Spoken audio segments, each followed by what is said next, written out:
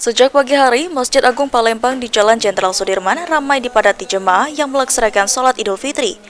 Imam sholat Idul Fitri Masjid Agung Palembang Ustadz Tarmizi Muhaimin dan khutbah Idul Fitri Ustadz Ki Amiruddin Muslim Ansori. Usai melaksanakan sholat, Gubernur Sumatera Selatan Herman Deru mengatakan pada momen Idul Fitri kebahagiaan tersendiri dirasakannya karena dapat kembali berkumpul bersama masyarakat, ulama dan umarah dalam merayakan Idul Fitri.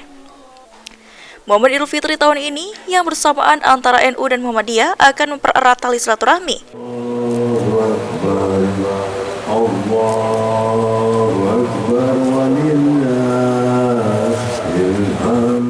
Assalamualaikum warahmatullahi wabarakatuh.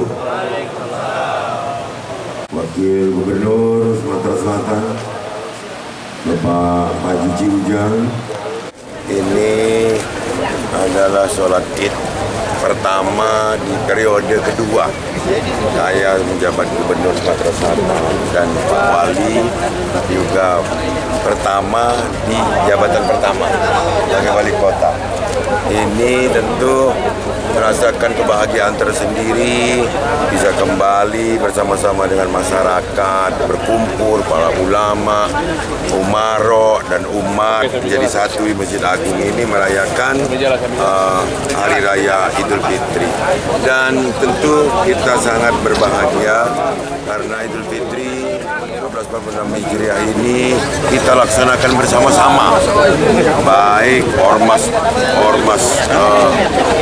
Islam yang besar-besar seperti Nahdlatul Ulama, Muhammadiyah itu memulai Ramadan bersama dan 1 Syawalnya juga bersama.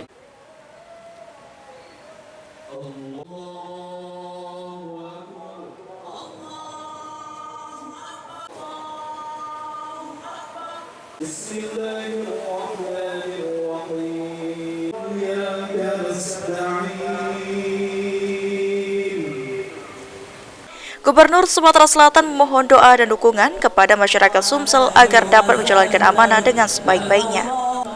Pentingnya dukungan dalam pemerintahan, pembangunan, dan kemasyarakatan untuk mewujudkan Sumatera Selatan yang lebih baik. Ilham Wahyudi, PAL TV.